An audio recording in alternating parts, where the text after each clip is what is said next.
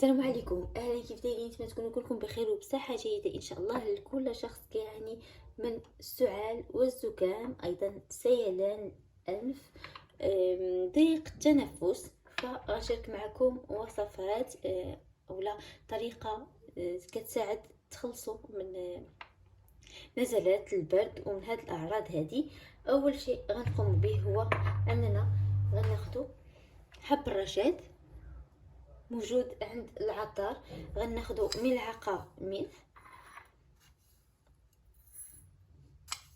الكميه اللي غنحضروا على حسب عدد الاشخاص اللي غادي ياخذوا هذا المشروب. غناخدو هنايا حب رشاد، غنضيف عليه ملعقه من الزنجبيل مطحون، ملعقه صغيره، وغادي نضيف عليهم ماء مغلي.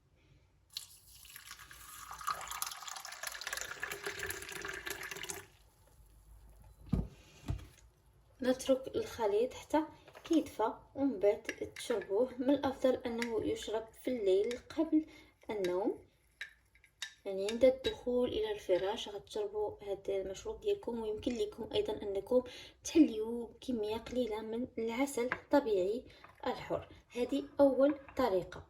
ثاني طريقه غادي نقوم بها هي اننا غناخذوا واحد الكاسرول ونضعوا فيه ماء مغلي. يمكن لكم ايضا انكم يعني توضعوا الكاسرول فوق النار. عفوا، يمكن لكم انكم توضعوا الكاسرول فوق النار باش يغلي الماء اكثر، يعني مباشره من بعد ما كتزولوه من فوق النار.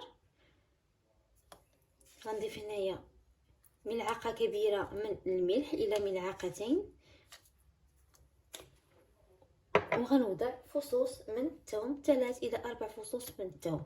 غندير هذا الماء مع الملح مع الثوم كيغلي، ومن بعد غنستنشقوا البخار اللي كيطلع لينا من هاد الطنجره هذه اولا من هاد الكاسرول، ونوضعوا فوطه على الراس بطبيعه الحال ونستنشقوا هاد البخار اللي غيطلع لينا منه. كان هذا هو الفيديو ديال اليوم. نتمنى لكم شفاء العاجل ان شاء الله، وشكرا جزيلا لكم على المشاهده. اذا كانت تساؤلات او اي اقتراحات فخليوها لي في التعليقات، نجاوب عليها ان شاء الله. نتلاقوا فيديو ان شاء الله. بسلامه.